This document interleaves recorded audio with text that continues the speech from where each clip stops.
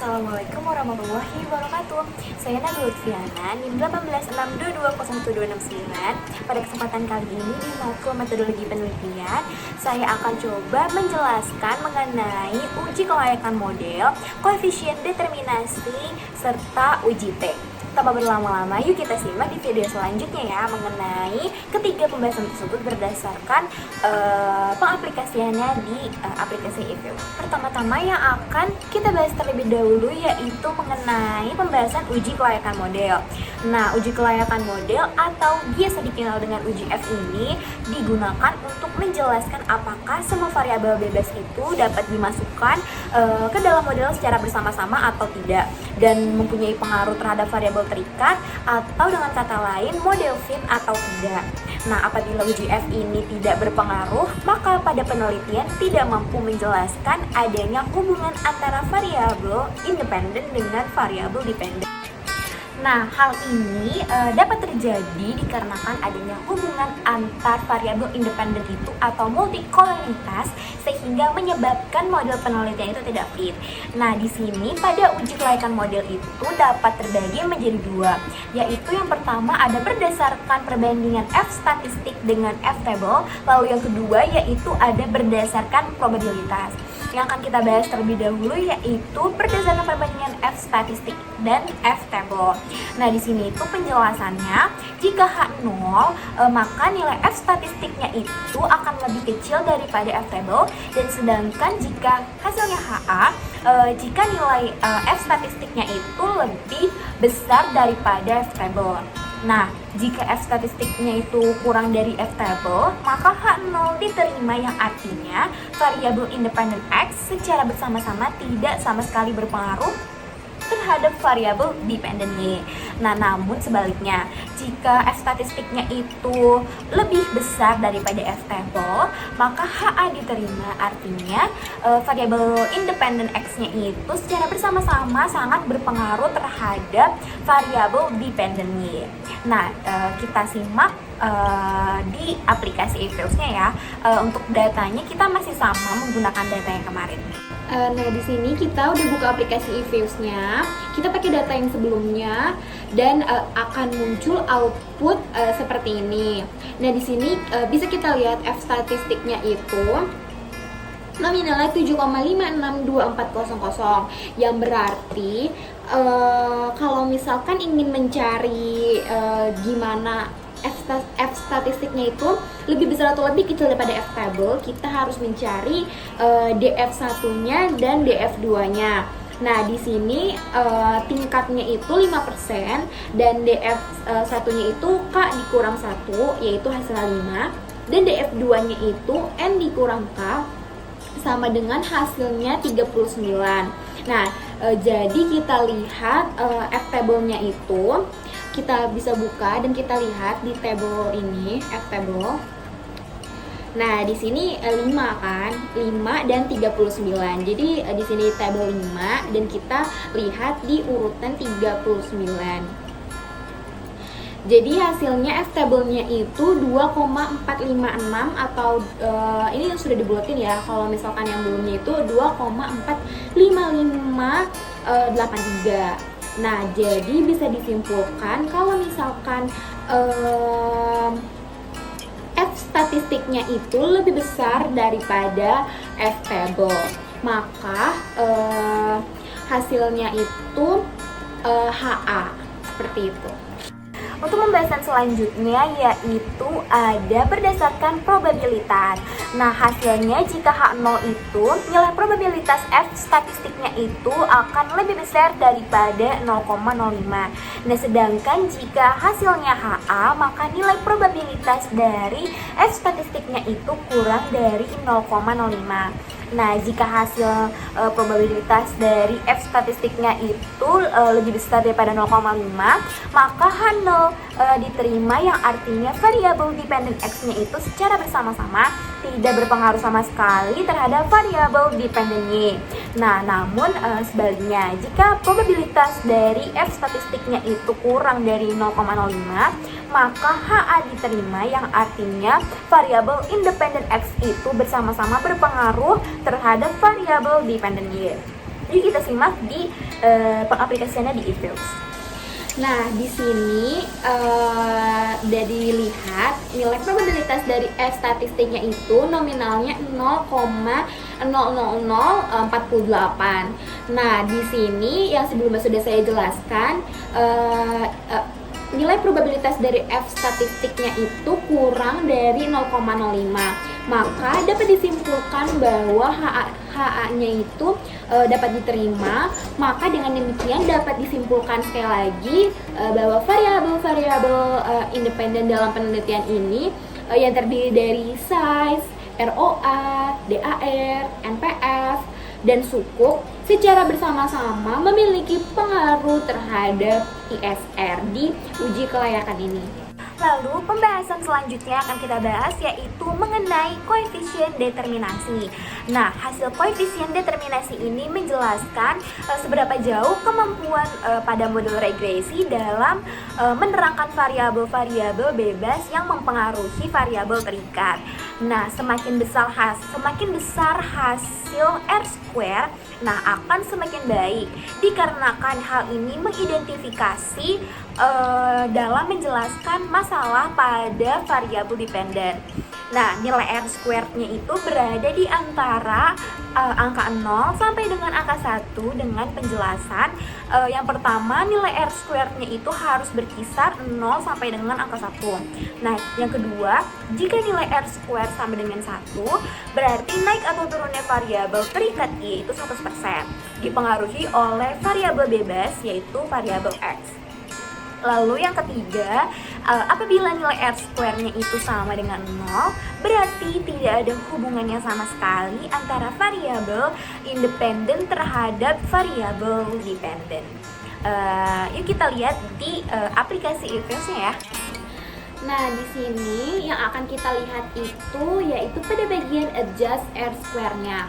Di sini tertera adjust R-square-nya itu 0,42773. Nah, artinya di sini bahwa variasi perubahan naik turunnya ISR dapat dijelaskan oleh size, ROA, DAR, NPF dan sukuk sebesar 49,2%. Nah, sementara sisanya yaitu sebesar 50,8% dan dijelaskan oleh variabel-variabel lain yang tidak diteliti di dalam penelitian ini. Lalu pada pembahasan yang ketiga atau yang terakhir yaitu ada uji T. Nah, hasil dari uji T ini menjelaskan mengenai signifikasi pengaruh variabel bebas secara parsial terhadap variabel terikat. Nah, hipotesis dalam uji T ini bisa jadi ada dua hal. Yang pertama yaitu berdasarkan perbandingan dari tes statistik dengan t-table yang hasilnya H0 itu nilai tes statistiknya itu harus kurang dari t-table, dan jika HA jadi nilai tes statistiknya itu harus lebih dari t-table. Nah, jika hasil dari tes statistiknya itu kurang dari t-table, maka H0 diterima, yang artinya variabel independen X secara parsial tidak dapat berpengaruh sama sekali terhadap variabel dependen Y. Namun apabila sebaliknya, jika nilai tes statistiknya itu lebih dari t-table, maka nilai H-nya itu diterima dan variabel independen X secara parsial sangat berpengaruh terhadap variabel dependen Y. Lalu pada yang kedua yaitu ada berdasarkan probabilitas. Nah, apabila hasilnya itu H0 yaitu maka nilai probabilitasnya itu harus lebih dari 0,05. Nah, sedangkan jika hasilnya itu HA itu nilai probabilitasnya itu harus kurang dari 0,05. Nah, jika nilai probabilitasnya itu lebih dari 0,05, maka nilai H0-nya itu dapat diterima dan variabel independen X-nya itu secara parsial tidak dapat berpengaruh sama sekali terhadap variabel independen Y. Nah, apabila sebaliknya, jika nilai probabilitasnya itu kurang dari 0,05, maka nilai H-nya itu dapat diterima, yang artinya variabel independen X-nya itu secara parsial sangat berpengaruh terhadap variabel dependen Y. Yuk kita sama-sama kita lihat di aplikasi Excel-nya ya. Nah, di sini bisa kita lihat dulu dari variabel size, ROA, DHR, NPF, dan sukupnya, nilai tes statistiknya, dan nilai probabilitasnya. Nah, jika size itu nilai tes statistiknya yaitu 5,342578 dan nilai probabilitasnya itu 0,0000. Nah, nilai ROA, nilai tes statistiknya itu yaitu minus 0,89899 dan nilai probabilitasnya yaitu 0,3746. Nah, untuk pada variabel DAR yaitu nilai tes statistiknya ada 1,407353. Nah, pada variabel NPF yaitu nilai tes statistiknya minus 2,371637 dan nilai probabilitasnya itu 0,0227. Dan sedangkan pada sukup nilai tes statistiknya itu minus 0,386405 dan nilai probabilitasnya yaitu 0,7013. Setelah kita lihat pada variabel-variabel di atas, nilai-nilai tes statistik pada variabel size itu sebesar 5,342578 dan sementara t-tabelnya itu dengan tingkat 5% dengan DF-nya itu N dikurang K yaitu 39 dapat kita harus lihat t-tabelnya dulu. Bisa lihat di sini t-tabelnya yaitu sebesar 2,02269. Nah, dengan demikian pada tes statistik di variabel size-nya itu lebih besar daripada t-table dan nilai probabilitasnya itu juga di sini 0,0000 yaitu lebih kecil daripada 0,05. Jadi semuanya dapat disimpulkan bahwa variabel ukuran perusahaan size ini atau variabel size dalam penelitian ini memiliki pengaruh terhadap pengungkapan Islamic Social Reporting atau ISR. Nah, nilai koefisien regresi variabel dari size ini sebesar 0,069 dan ini juga menggambarkan bahwa variabel size ini sangat berpengaruh positif terhadap ISR tersebut. Dan dapat disimpulkan juga bahwa pada setiap kenaikan satuan variabel size maka akan menaikkan nilai variabel ISR atau konstantanya itu sama dengan 0,489 sebesar 0,069. Lalu kita lihat pada nilai statistik ROA-nya yaitu sebesar minus 0,898099.